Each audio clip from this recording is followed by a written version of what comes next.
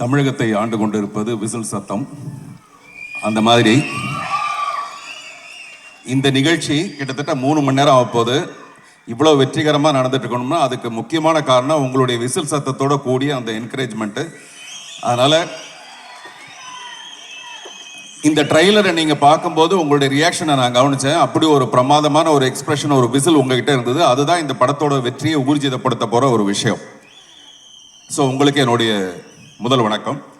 இந்த ட்ரெய்லர் பார்க்கும்போது எனக்கு என்ன தோணுச்சுன்னா, முதல்ல ஒரு தமிழ் படத்துக்கு ஆங்கிலத்தை டைட்டில் வச்சுருக்காங்கன்னு நினச்சேன், ட்ரெயின்னு. படம் பார்த்தோன்னே தான் தெரிஞ்சது இது படமே ஒரு ஆங்கில படமாக தான் இருக்குது. ட்ரெயின்ற பேர் மட்டுமே இல்லை, படமே ஒரு ஆங்கில படம் மாதிரி தான் இருக்குது. ஹேராம் படத்தை பார்த்துட்டு ராதிகா போய் கமல் சார்ட்ட கேட்டாங்களாம், இந்த படத்தோட தமிழ் ரைட்ஸ் எனக்கு கொடுப்பீங்களான்ட்டு. ஹேராம் படத்தை பார்த்துட்டு, தமிழ் படத்தை பார்த்துட்டு ராதிகா போய் கமல் சார்கிட்ட இதோட தமிழ் ரைட்ஸ் எனக்கு கொடுப்பீங்களான்னு கேட்டாங்களாம். அந்த மாதிரி ட்ரெயின் படத்தை பார்க்கும்போதும் இந்த படத்தை தமிழ் ரைட்ஸ் கொடுப்பீங்களான்னு யாராவது டிஸ்ட்ரிபியூட்டர்ஸ் கேட்க போகிறாங்க. தானு சார், இதை தனியாக நீங்கள் ஒரு தமிழ் ரைட்ஸ்னு போட்டு விற்றுடலாம். ஏன்னா விற்பனையில் ஒரு பெரிய ஒரு விற்பனர் அவர். நான் உள்ளே நுழையும் போது யாரோ உள்ளேருந்து ஒருத்தர், சார் சட்டையை மாற்றி போட்டு வந்திருக்கீங்க, உள்ளே இருக்கிறது வெளியில், வெளியில் இருக்கிறது உள்ளேன்ட்டு. நான் வேணும்னு தான் அந்த மாதிரி போட்டு வந்தேன். அடுத்து என்னுடைய படம் வந்து உள்ளே வெளியே 2. இந்த ஷர்ட்டும் உள்பக்கம் வெளிப்பக்கம் புரட்டி போட்டு வந்திருக்கேன். இது வந்து இந்த படத்தோட ஆடியோ லான்ச்சில் என் படத்தோட ப்ரொமோஷனுக்காக நான் அதை சொல்ல வந்த காரணம் என்னன்னா, ஒவ்வொரு மனுஷனும், நான் விசில் சத்தம் சொன்னது கரெக்டு, பட் நான் பேசும்போது விசில் அடிக்காதீங்க. கேப்பில் அடிச்சிங்கன்னா அது பாராட்டு மாதிரி இருக்கும். ஓகே, உள்ளே வெளியேன்ற நான் சொல்ல வந்தது என்னன்னா, ஒவ்வொரு மனுஷனுமே உள்ளுக்குள்ள ஒன்றா இருப்பான், வெளியில் வேற ஒன்றா இருப்பான். உள்ளுக்குள்ள ரொம்ப புனிதனாக இருப்பான், வெளியில் வந்ததுக்கப்புறம் பார்த்தா வேற ஒரு கடவுள் பாதி மிருகம் பாதி அப்படி தான் இருப்பான். அது கிட்டத்தட்ட இந்த ட்ரெயினில் யாரோ சொன்னாங்க 48 கம்பார்ட்மெண்ட் இருக்குன்னு. அந்த மாதிரி முதல் கம்பார்ட்மெண்ட்டுக்கும் 48 கம்பார்ட்மெண்ட்டுக்கும் என்ன பிரச்சனை உங்களுக்கு? கொஞ்ச நேரம் சைலண்டாக இருங்க.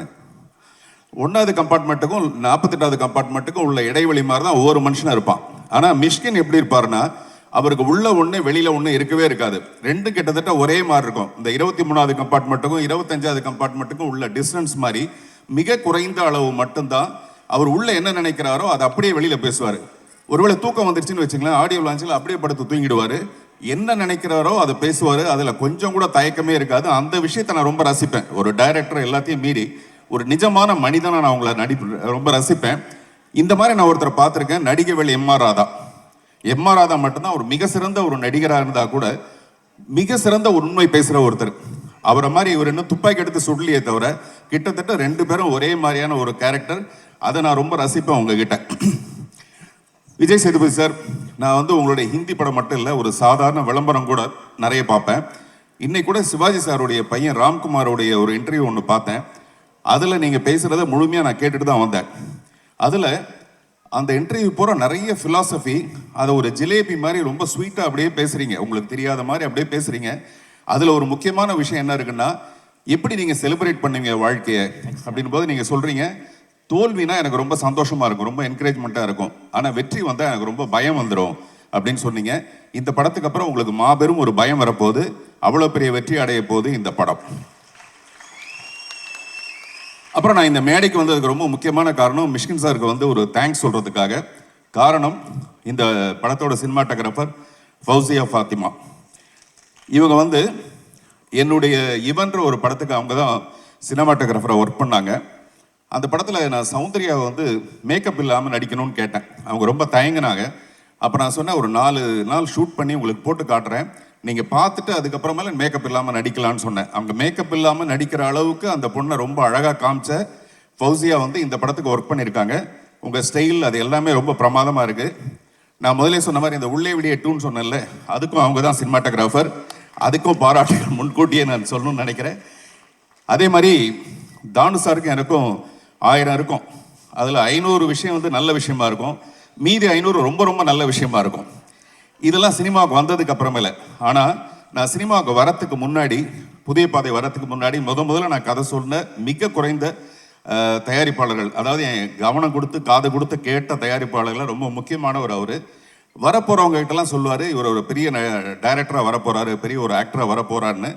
அந்த நன்றி கடனுக்காக தான் நீங்கள் அவங்க வீட்டில் இன்விடேஷனே கொடுக்கலாம் கூட அவங்க வீட்டு விசேஷத்துக்கு போவேன்.